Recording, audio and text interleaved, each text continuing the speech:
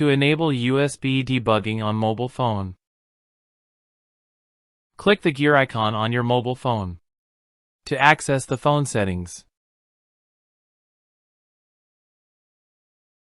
look for About Phone, Software Information, and then Build Number.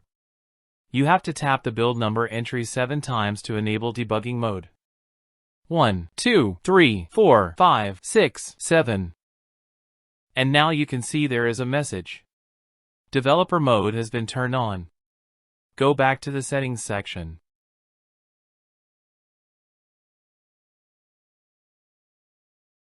And now you can find developer options under the About Phone entry.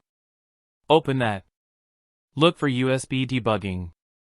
You can see it now. Switch on the USB debugging. It is asking me whether to allow USB debugging. Click on OK, and this process is complete. And that's it. Thank you.